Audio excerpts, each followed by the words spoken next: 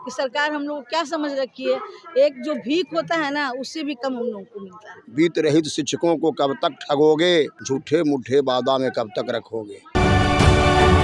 नमस्कार, आप देख रहे हैं तीसरा पक्ष न्यूज नेटवर्क। पटना के गर्दनीबाग धरना स्थल पर बिहार राज्य शिक्षकोत्तर कर्मचारी समन्वय समिति के द्वारा एक दिवसीय महाधरना का आयोजन किया गया, जिसमें लगभग बिहार के विभिन्न जिलों से भारी संख्या में शिक्षक शिक्षिकाएँ यहाँ पर मौजूद थे। इसी संघ से जुड़े हुए यहाँ शिक्षिकाएँ मौजूद हैं। हम उनसे परिचय लेते हैं और जानने का प्रयास करते हैं क्यों आज इतना विशाल धरना प्रदर्शन किया गया। मैम, पहले अपना परिचय दीजिए। सर, मैं स्नातक कॉलेज इस्लामपुर में गृह विभाग की शिक्षिका हूँ और मुझे ज्वाइन किए हुए 41 साल हो गया। पूरी ज़िंदगी हम लोग की ऐसे ही बर्बाद हो गई। सरकार ने प्रलोभन दे के रखा, लेकिन आज तक हम लोगों के साथ कोई न्याय नहीं किया। अनुदान थोड़ा सा नीतीश कुमार दिए भी, वो भी वक्त पे नहीं। 8 साल का अनुदान ऐसे ही लगातार बाकी है। ना वेतनमान देते हैं, ना हम लोग की बात सुनते हैं। हम लोग तो परेशान हो गए। धरना प्रदर्शन करके रिक्वेस्ट करके शांतिपूर्वक करते हैं कि सरकार हम लोग की थोड़ी बात तो सुने और हम लोग का जो लाइफ बर्बाद हुआ है तो अभी तो कुछ कर दे कि 2-4 साल जो हम लोग का बचा हुआ है और लोगों का बचा हुआ है तो कुछ तो हम लोगों को मिल जाए। लेकिन सरकार तो गूंगी बहरी, कुछ सुनती नहीं है और हम लोगों के जो भी परेशानी को समझती नहीं है। सरकार कह रहे हैं कि सरकार सुनती नहीं है। मैम, इतना दिन से तो आप लोग कार्यरत थे ना, आगे इतना दिन से क्यों नहीं आवाज़ उठा रहे थे? आवाज़ तो हम लोगों ने हर साल कितनी बार उठाए और हम लोग को सदन में जाते हैं, इन लोग प्रलोभन दे के चला देते हैं कि आज करेंगे कल करेंगे, लेकिन आवाज़ तो हम लोगों ने पूरी ज़िंदगी उठाई। और अभी तो देखिए सर, हम लोग एकदम जो है ना बच्चों की पढ़ाई एकदम वक्त पे करते हैं, बच्चों का अच्छा रिजल्ट होता है। हमारे पढ़े हुए बच्चे IAS, डॉक्टर, इंजीनियर क्या नहीं है। बच्चे हमारे IAS कितने बन गए और हम लोग उसी कगार पे खड़े हैं कि हम लोग वेतनमान के लिए भी अनुदान भी जो आपने फिक्स किया है वो भी समय से नहीं मिला हम लोगों को। तो मैं सरकार से अनुरोध करती हूँ कि अब जो थोड़ा वक्त बचा है लोगों का उसको तो सुन लीजिए और हम लोग के साथ कुछ ऐसा कीजिए कि पब्लिक जो है भूखी ना मरे। हमारे बच्चे ठीक से पढ़े नहीं, बच्चों की ठीक से वक्त पे शादी नहीं हो सकी। हम लोग बहुत ज़्यादा, हम लोग भी शिक्षित होकर आज ऐसे कगार पे खड़े हैं कि बच्चे हम लोग को बोलते हैं कि आप लोगों ने क्या क्या, सरकार आप लोगों के साथ क्या कर रही है। हम लोग को सुन के शर्मिंदगी लगती है कि इतना पढ़ने के बाद हम लोग को क्या मिला। सरकार तो कम से कम हम लोग की बात सुन ले, अभी भी सुन ले। कितना अभी मिलता है मैम आपका वेतन? सरकार क्या अनुदान सरकार देती है, साल 2 साल में एक अनुदान आता है, 2 लाख कहीं 1.5 लाख फिक्स कर दिया सरकार ने। अगर मान लिया हमारे अनुदान 3 करोड़ है तो सरकार ने फिक्स किया है कि आपको डिग्री का सिर्फ ही 1.5 करोड़ मिलेगा। उस 1.5 करोड़ अनुदान में भी 8 साल का अनुदान बाकी है। 8 साल से अनुदान हम लोग को नहीं मिला है। अब बताइए, हम लोग तो एकदम बिल्कुल, क्या हम लोग की स्थिति है कि हम आपको बता नहीं सकते हैं। अगर बोलते हैं तो हम लोग को रोना आता है कि सरकार हम लोग को क्या समझ रखी है। एक जो भीख होता है ना, उससे भी कम हम लोगों को मिलता है। आपको हम क्या बताएंगे, शर्मिंदगी इतनी लगती है बोलते हुए कि क्या बताएं। अगर साल में हम लोग को मान लेते हैं कि 10,000 के हिसाब से हम लोग को मिलता है महीना।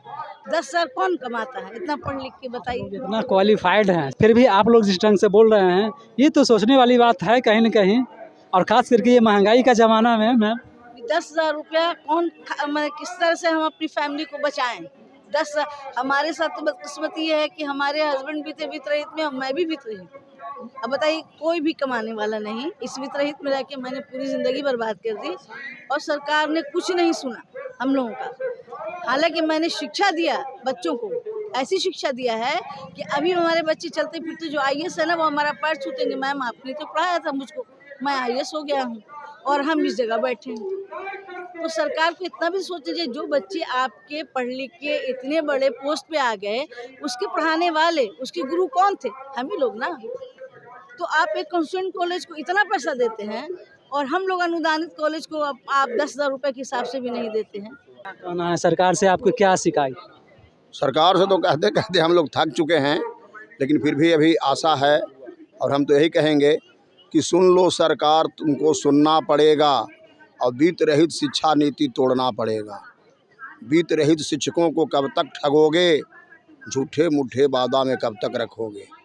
चुनाव आ रहा है, अब तो संभलना पड़ेगा, बीत रहित शिक्षा नीति तोड़ना पड़ेगा। धरना प्रदर्शन कर रहे हैं, क्या लगता है सरकार आपकी तरफ मानेगी, सुनेगी? निश्चित रूप से आशा नहीं, पूर्ण विश्वास है कि इस बार का जो धरना है और निश्चित रूप से हम लोगों के लिए कुछ न कुछ निर्णय सरकार लेगी। और के पाठक जो हैं उनका भी रवैया अब कुछ नरम हुआ है शिक्षकों के प्रति, और हम लोगों के साथ सरकार ज़रूर न्याय करेगी, क्योंकि सबों को सरकार ने कुछ न कुछ देने का काम किया है। जिसको मुखिया सरपंच बहाल किया उसको सरकार कहाँ से कहाँ पहुँचा दी, और हम लोग 30 साल से अपना खा के, अपना ज़मीन दे के, भवन बना के और विद्यालय चला रहे हैं। इसमें सब क्वालिफाइड हैं, इनमें से कम कोई शिक्षक नहीं है। फिर भी सरकार कुछ सुन नहीं रही है। यह धरना निश्चित रूप से एक आक्रोश पैदा किया है बिहार में। इस बार सरकार को सुनना ही पड़ेगा। अगर सरकार नहीं सुनती है तो बुढ़िया बस्तर बांध के भागने के लिए तैयार रहे। के पाठक हो, हम के पाठक बोल रहे हैं। हाँ, सुन लो के पाठक, इस बार तुम्हारा बुढ़िया बस्तर यहाँ से बिहार से हम लोग बांध कर ही रहेंगे। मरता क्या नहीं करता, याचना नहीं अब रन होगा और संघर्ष वहाँ भीषण होगा। हाँ, मरता क्या नहीं कर, हम लोग तो मर रहे हैं। अब तो 3 साल 4 साल का सबका सर्विस है, तो अंत भला तो सब भला। अंत में भी अगर सरकार कुछ करती है तो धन्यवाद, और नहीं करती है तो जिंदाबाद। कहने का मतलब है कि आपको इस सरकार पर पूरा विश्वास है कि आप लोग का मानेगी, सुनेगी।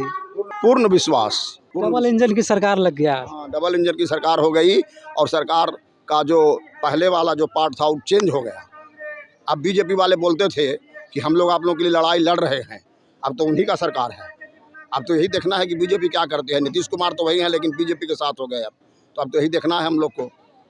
दोष देते थे आरजेडी को, और अब उनके हाथ में बागडोर है। अब तो यही देखना है कि वो क्या करते हैं।